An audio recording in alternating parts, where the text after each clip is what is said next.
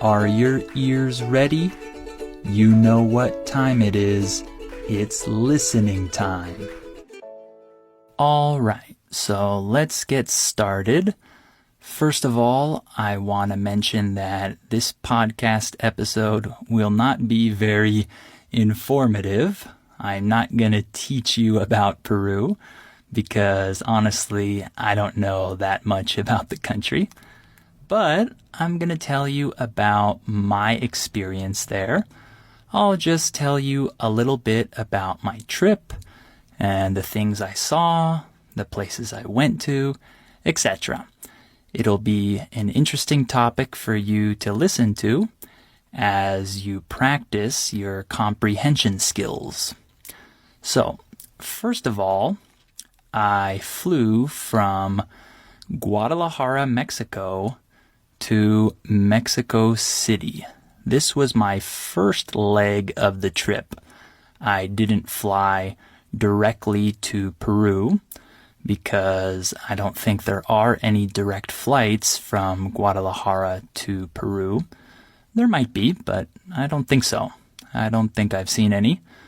And so first I went to Mexico City and I actually spent 2 nights there. So before my main part of the trip to Peru, I went to Mexico City first so I could fly from there.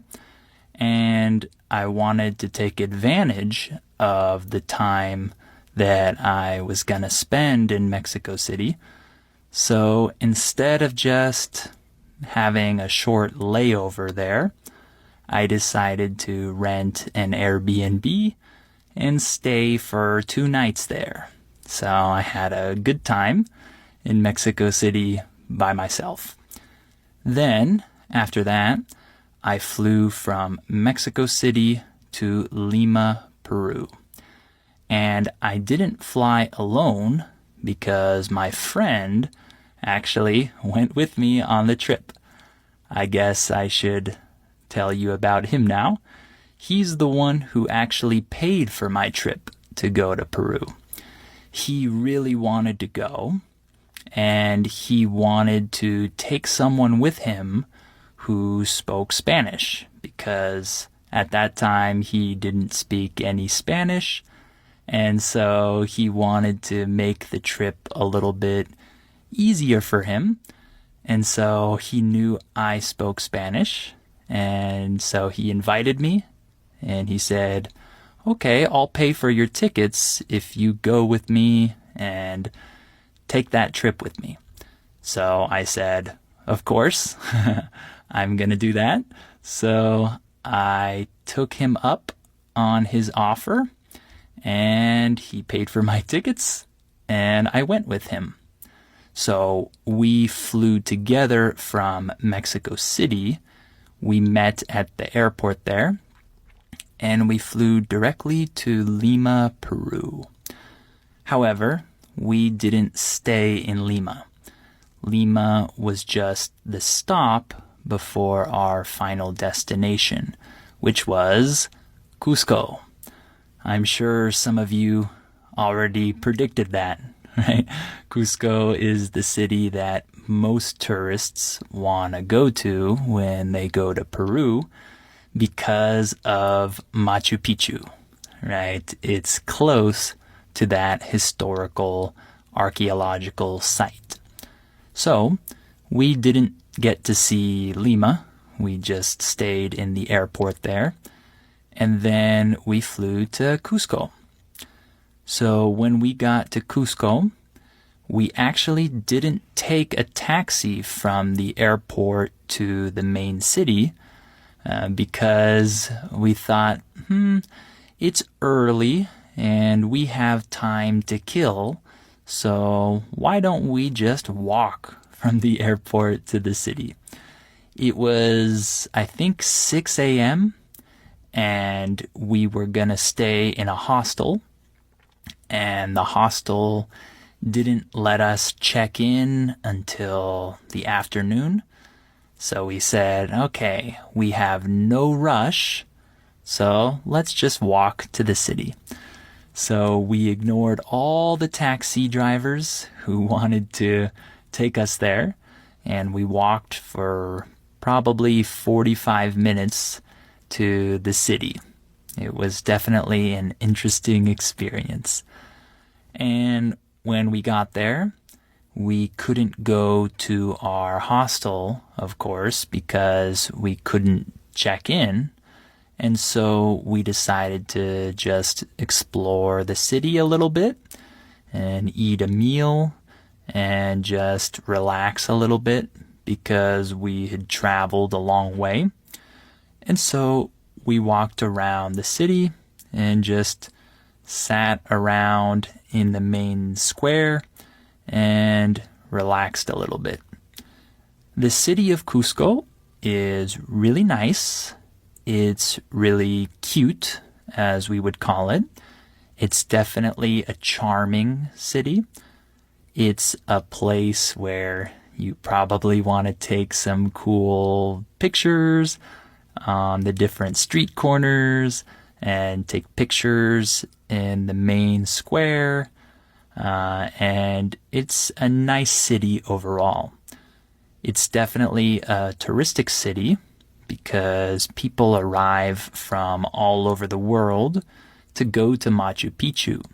So you have many tourists in Cusco year-round, I think. We went in October, if I'm not mistaken, and that is not the busiest season.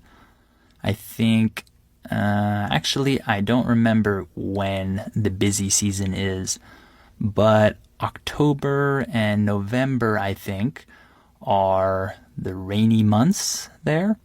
I could be wrong, but I think I remember that those months were considered rainy months in that part of Peru. So I think there weren't that many tourists. Of course, there were a lot. I think there are always a lot of tourists in Cusco. But I think that compared to other seasons, other months, there weren't that many. So it didn't feel too crowded. But yeah, we enjoyed walking around the city a little bit, and we did some people watching. In English, when we say the phrase people watching, we mean that you sit down on a bench or somewhere in public and you watch the people that walk by. You look at them, you observe them, and you just observe your surroundings.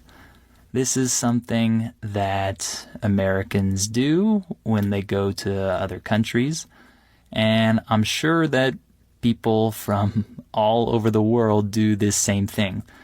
But maybe in English, we use a different phrase than you. We say to people watch. So we did some people watching there in the city center, in the downtown area.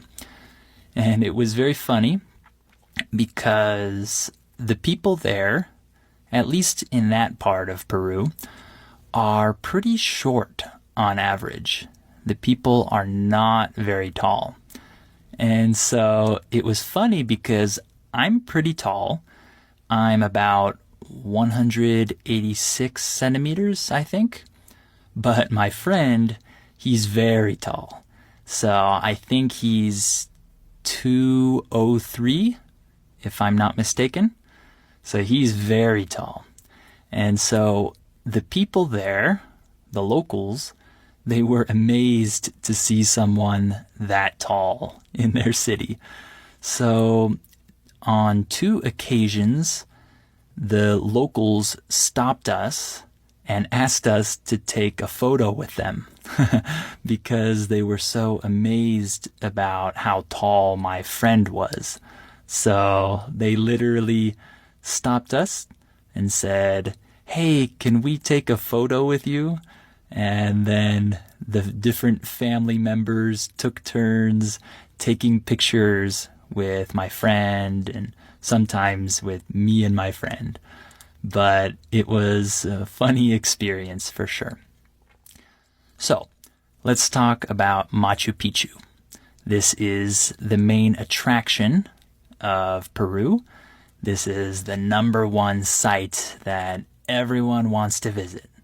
And for good reason, because let me tell you, it's unbelievable. It's an incredible place. I'm sure that if you've been there before, you would agree with my statement. It's really cool. And so in order to get to Machu Picchu, you first have to take some kind of bus or taxi or something to a train station, and then you get on this train, and then it takes you through a really beautiful nature landscape to the base of the mountain where Machu Picchu is. So after you get off that train, you have to take another bus to get up to the top of the mountain where Machu Picchu is. So when we got up to the top of the mountain, we realized very quickly that we were very high in the sky. The altitude was very high there. I can't remember the exact number, but I can tell you for sure that it was high. And we realized this very quickly because we were short of breath. When you're short of breath, that means that you're having trouble breathing normally. You breathe more forcefully. You have to breathe very fast to make sure you don't pass out, right? If you pass out, that means you faint, you lose consciousness, you fall asleep, so to say.